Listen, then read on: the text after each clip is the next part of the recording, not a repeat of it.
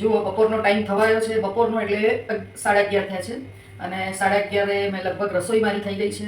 દીવાબત્તી તો થઈ ગયા છે, પણ જોડે જોડે ધૂપ બી થઈ ગયો છું. કારણ કે ધૂપ કરવાથી ફાયદો પહેલો એ કે મચ્છરો ના આવે, અને બીજો ફાયદો એ કે કપૂરનું ધૂપ કરવાથી મન આપણું પ્રસન્ન રહે, આપણું મન આનંદિત રહે.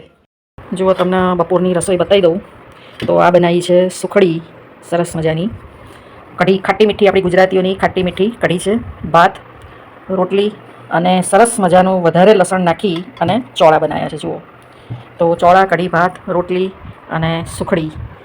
લસણ ઉપરથી એક વાત યાદ આવી જે તમને અત્યારે હાલ શેર કરું. મને બે જણા એવું કીધું કે તમે શ્રાવણ મહિનામાં લસણ ડુંગળી ખાઓ છો.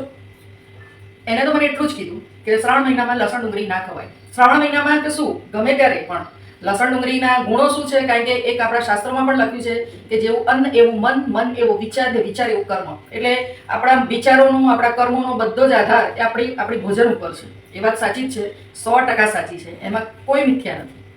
પણ ડુંગળી અને લસણ એ તામસિક વસ્તુ છે, બધા જ જાણીએ છીએ. એને ખાવાથી ધીમે ધીમે આપણો સ્વભાવ થોડો ઉગ્ર બને છે, બરાબર. પરંતુ જેમ સારા અવગુણ જ ખરાબ છે, એના સારા ગુણો બી છે કે ડુંગળી લસણ ખાવાથી તામસિક પ્રકૃતિ આવે છે, પણ જોડે જોડે આપણી ઇમ્યુનિટી સિસ્ટમ, આપણી રોગ પ્રતિકાર શક્તિ ડુંગળી લસણથી વધે છે. આયુર્વેદિકમાં પણ લસણનો પાવડર ઘણા બધી દવાઓમાં વપરાય છે.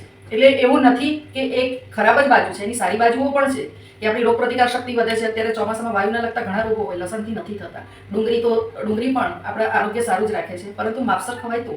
બીજી વસ્તુ કે ડુંગળી લસણ ખાધા પછી પણ જો આપણે મન અને મગજ ઉપર આપણો કંટ્રોલ હોય, આપણે ડુંગળી લસણ ખાધા પછી પણ આપણા વાણી અને વર્તન બંને વ્યવસ્થિત જ રહેતા હોય, તો એ પણ એક મોટો યોગ છે. પછી ડુંગળી ને લસણ આપણું કશું બગાડી નથી શકતા.